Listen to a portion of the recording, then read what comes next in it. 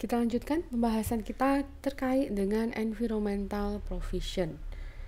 Provisi yang terkait dengan kewajiban lingkungan. Maka environmental liability atau kewajiban yang terkait dengan lingkungan itu diakui ketika ada existing legal obligation, ada legal obligation ya. Yang kedua ada reasonable estimate jumlah dari liability-nya. Contohnya adalah penghentian fasilitas nuklir, fasilitas minyak ya, atau ada juga penutupan lahan. Nah, ini semua berdampak pada kewajiban. Bagaimana dengan pengukurannya? Pengukurannya itu dilakukan at the best estimate of future cost. Jadi berdasarkan ramalan yang terbaik atas cost atau biaya yang akan terjadi di masa yang akan datang. Kemudian bagaimana dengan recognition dan allocation-nya? Biaya-biaya yang terkait dengan environmental liability itu akan dicatat di carrying amount dari long life asset-nya. Kemudian perusahaan juga perlu mencatat liability dengan nilai yang sama at the best estimate of future cost. Jadi liability-nya adalah sebesar best estimate dari kemungkinan biaya yang akan timbul di masa yang akan datang. Contoh soalnya di exercise 13-18. Pada tanggal 1 Januari, Basinger ini membeli oil tanker depot seharga 600.000. Depot ini diestimasikan bisa digunakan selama 10 tahun. Ketika sudah selesai, depotnya sudah nggak dipakai lagi, maka biaya pembuangannya atau biaya pembongkarannya itu senilai 70.000.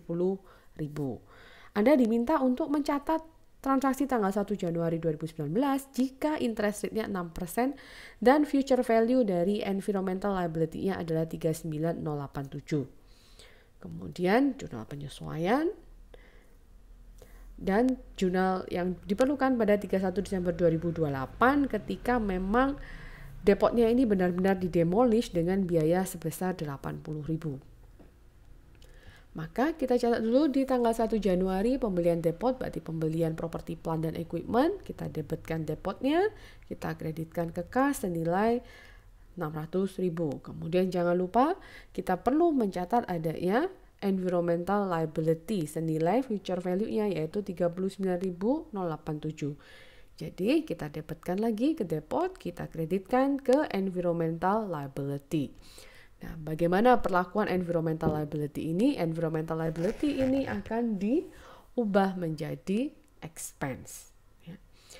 Jadi pada tanggal 31 Desember, karena kita punya properti, plant, dan equipment, maka seperti biasa Anda perlu menyusutkan PPE-nya. Debit depreciation expense, kreditkan ke accumulated depreciation depot senilai 60.000. Dapat dari mana 60.000? Ini adalah 600.000 dibagi dengan 10 tahun umur dari depo ini. Kemudian yang kedua, Anda perlu mencatat yang namanya depreciation expense. Yang kedua, Anda perlu mencatat adanya interest expense. Kita kreditkan ke environmental liability senilai 2.345. Dapat dari mana 2.345 ini? Ini adalah nilai future value-nya 39087 tadi. Kita kalikan dengan perkiraan suku bunga yang 6%. Kemudian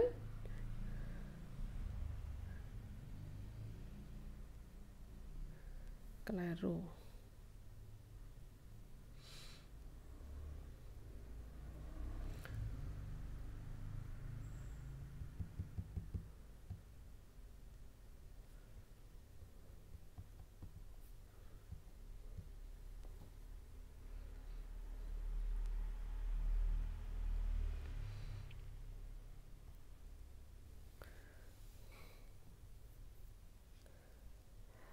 Pada 31 Desember 2019, Anda perlu melakukan atau mencatat jurnal penyesuaian. Apa yang perlu disesuaikan? Pertama adalah properti, plant, dan equipment-nya, deponya gitu ya. Mudah sekali jurnalnya, debitkan ke depreciation expense, kreditkan ke accumulated depreciation depot senilai 60.000. Didapat dari mana? Ini didapat dari nilai depotnya 600.000 dibagi perkiraan umur ekonomisnya 10 tahun. Kemudian yang kedua, ya, Anda perlu mencatat adanya interest expense, dan environmental liability senilai 2345. Dapat dari mana 2345? Ini adalah sebesar 6%. Estimasi suku bunganya dikalikan dengan future value dari liability 39087. Kemudian jurnal yang ketiga yang perlu dicatat itu adalah kita menyusutkan environmental liability yang sudah dimasukkan sebagai depot pada tanggal 1 Januari 2019. Maka ini kita bikin jurnal penyesuaiannya, yaitu di debit depreciation expense karena dia merupakan depo, merupakan properti plant dan equipment. Kemudian kita kreditkan ke accumulated depreciation sebesar 39087 dibagikan 10 sama dengan 3909. Kemudian apa yang terjadi ketika pada saat depot ini tidak digunakan lagi? Perusahaan itu ternyata untuk mendemolish itu perlu biaya 80.000, yang kita cadangkan 70.000. Maka bagaimana pencatatannya? Kita debitkan dulu environmental liability senilai 70.000. Kemudian kita debitkan loss on settlement sebesar 10.000, kreditkan ke kas sebesar 80.000. Ini adalah penjelasan yang terkait dengan environmental provision. Selanjutnya kita bahas tentang onerous contract dan restructuring provision di video selanjutnya.